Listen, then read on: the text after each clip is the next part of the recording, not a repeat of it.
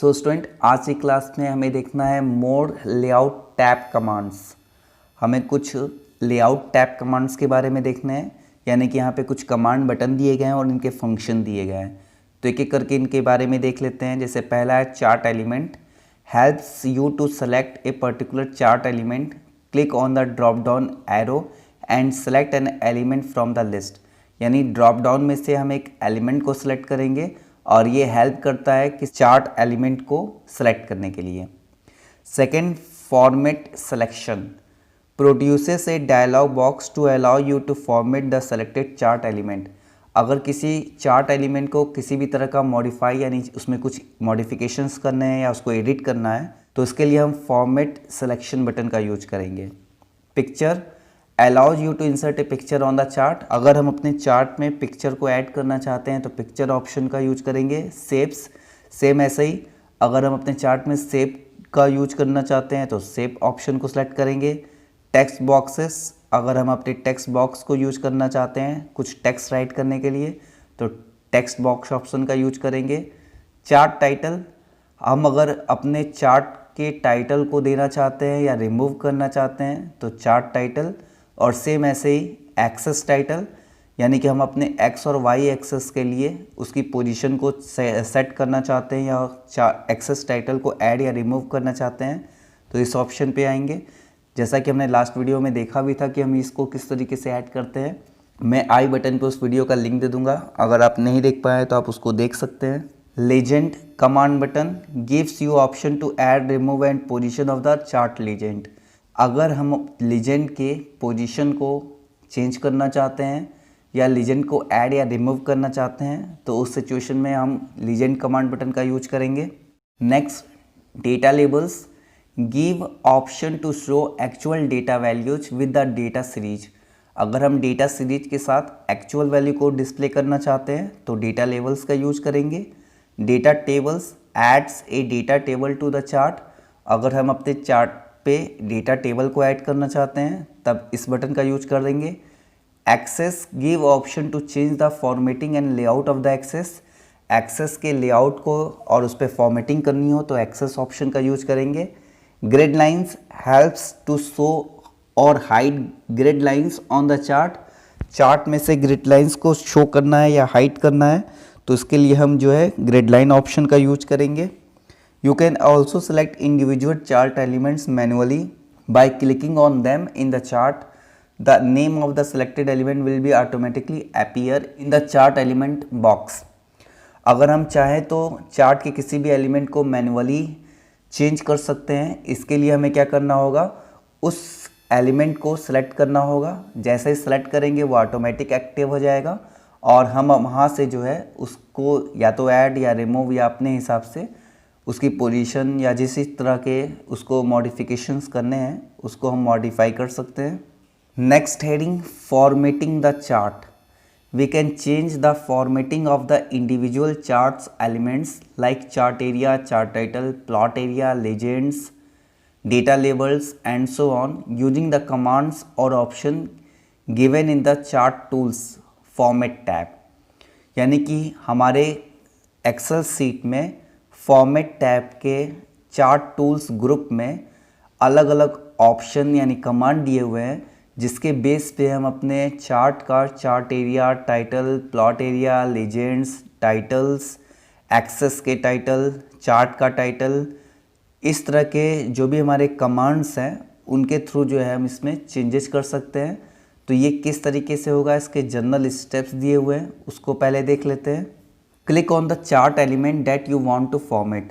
सबसे पहले हम उस चार्ट एलिमेंट को सिलेक्ट करेंगे जिसको हमें चेंज करना है। You can also select it from the chart elements box in the current section group. Current section group में हम जाके उस पर्टिकुलर एलिमेंट यानी चार्ट एलिमेंट्स को वहाँ से भी हम सेलेक्ट कर सकते हैं। To apply a shape style to the selected element go to the shape style group. अगर हम कोई भी शेप स्टाइल ऐड करना चाहते हैं तो हमें शेप स्टाइल ग्रुप पे जाना होगा। Scroll through the style list and then click on the select a desired style. और इसके बाद हम अपने हिसाब से स्टाइल लिस्ट में से पर्टिकुलर स्टाइल को स्क्रॉल करके सेलेक्ट कर सकते हैं और जो भी डिजायर्ड स्टाइल है वो अपने अपने चार्ट में ऐड कर सकते हैं। To fill a background colour in the chart selected element click on the save fill button. अगर हमें बैकग्राउंड कलर किसी पर्टिकुलर एलिमेंट में अप्लाई करना है तो सेव फिल बटन पे जाएंगे। From the drop down menu select the desired colour, और ड्रॉप डाउन मेनू में क्लिक करते ही एक ड्रॉप डाउन मेनू आएगा, वहाँ से हम अपने हिसाब से कलर सेलेक्ट करेंगे। और you can also use option given in the save fill button drop down menu to fill a picture और टेक्सचर इन द एलिमेंट। और अगर हम चाहें तो पिक्चर, बैकग्राउंड कलर या टेक्सचर का ऑप्शन भी जो है ड्रॉप डाउन में से सेलेक्ट करके हम चाहें तो चार्ट एलिमेंट में प्लेस कर सकते हैं। Similarly you can use the shape outline and shape effect button to apply a border and effect to the selected chart element respectively. इसी तरीके से हम किसी भी सेलेक्टेड चार्ट एलिमेंट पे बॉर्डर का या शेप इफेक्ट भी जो है अप्लाई कर सकते हैं। To apply a word art style to a text inside the selected chart element go to the word art style group and click on the more button. Select the word art style that you like from the list displayed. Same ऐसे अगर हम अपने chart में किसी text content में word art effect को apply करना चाहते हैं तो इसके लिए हम वर्ड आर्ट स्टाइल ग्रुप पे जाएंगे, वहाँ पे मोर बटन पे क्लिक करेंगे, एक लिस्ट आ जाएगी, उस लिस्ट में से हम जिस स्टाइल को अप्लाई करना चाहते हैं उसको सिलेक्ट करके ओके कर सकते हैं। You can use the text fill button to fill text in the selected chart element with a colour. हम चाहें तो अपने चार्ट में जो हमारा टेक्स्ट एलिमेंट है उसमें कलर फिल कर सकते हैं, या पिक्चर ऐड कर सकते हैं, या ग्रेडियंट या टेक्सचर इफेक्ट को भी लगा सकते हैं। The text outline and text effect button can be used to apply an outline style and effect to the text of the selected chart element respectively. हम अपने चार्ट एलिमेंट के जो टेक्स्ट है उस पर टेक्स्ट इफेक्ट्स या text outline अपने according जो भी हम चाहें वो प्लेस कर सकते हैं। ये डिपेंड करता है हमारे चार्ट के लुक पे कि हम उसको कितना अट्रैक्टिव या प्रोफेशनल लुक देना चाहते हैं। Next heading, grouping of worksheet. We have learned that we can select multiple cells, rows, columns in a worksheet. Similarly, Excel allowed us to select multiple worksheet at a time and perform various operations on them together.